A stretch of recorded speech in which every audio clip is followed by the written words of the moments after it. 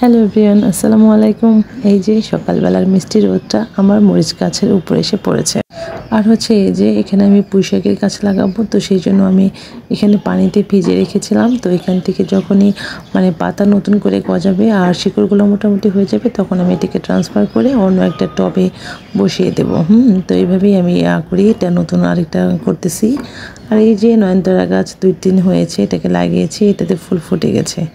আর এই যে আকাশের অবস্থাটা এত সুন্দর, মনে হচ্ছে যে বৃষ্টি হবে হবে একটা অবস্থা। আর হচ্ছে দুপুরবেলা সব কাজকর্ম শেষ করে এখন আমি খেতে বসেছি।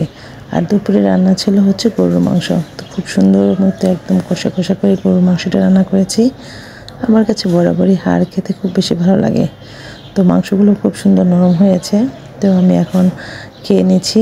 আর হচ্ছে যে ঝালটা একটু বেশি হয়েছে, নর্মালি আমি গরুর মাংসতে একটু ঝালটা বেশিই খাই। আর হচ্ছে যে বিকেলবেলা বাচ্চাদেরকে নিয়ে হাঁটতে বের হয়েছি।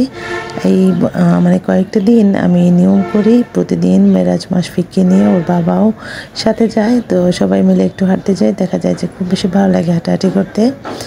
তো একটা দূরে যাই না, আমাদের বাসার পিছনেই যে একটা সুন্দর হাঁটার রাস্তা আছে, তো সেই দিক দিয়ে হাঁটি। আর হচ্ছে মাগরিব টাইমে বাসায় চলে আসি। তো এই যে রাস্তাটা খুবই সুন্দর, একদম পরিষ্কার। মাঝে মাঝে 2-1টা রিক্সা যায়, এরকম, তাছাড়া কোনো কিছু যায় না। সে যে এইখান থেকে আমরা আইসক্রিম কিনি প্রায় প্রতিদিনই। আইসক্রিম না হলে কিছু না একটা কিছু খেতে খেতে ঘুরি আর কি, ভালো লাগে। আর এই যে এই জায়গাটা অনেক সুন্দর। এখানে একটা পুকুর ছিল বিশাল বড়, তো সেই পুকুরটা ভরাট করে এখানে একটা কনস্ট্রাকশনের কাজ হবে।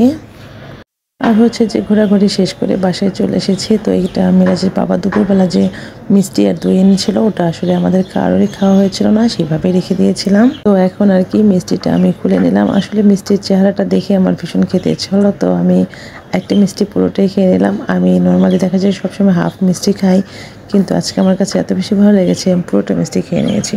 তারপর হচ্ছে দই। আমাদের টাঙ্গাইলের দই কিন্তু খেতে ভীষণ মজা। তো আমি দইটাও এখানে খুলে নিলাম। আর হচ্ছে দইটা দেখতে কি ইয়ামি লাগছে। উপরের যে একদম পুরা যে মোটা একটা লেয়ার থাকে, ওইটাই খেতে বেশি বেশি ভালো লাগে আর কি। তো আমি মেরাজের জন্য এখানে দই নিয়েছি, মেরাজ খাবে আর কি। আমি দইটা পরে খাবো, যেহেতু আমি মিষ্টি অলরেডি খেয়ে ফেলেছি, তো আমি দইটা একটু পরেই খাবো। দইটা দেখতে কি সুন্দর লাগছে, আসলে আমি লোভ সামলাতে পারলাম না, এখান থেকে আমি 2-3 চামচ খেয়ে ফেললাম, এত বেশি ভালো লাগছে দেখতে আর কি। তো আজকে আমার ভিডিওটা এই পর্যন্তই। সবাই ভালো থাকবেন, সুস্থ থাকবেন। আল্লাহ হাফেজ।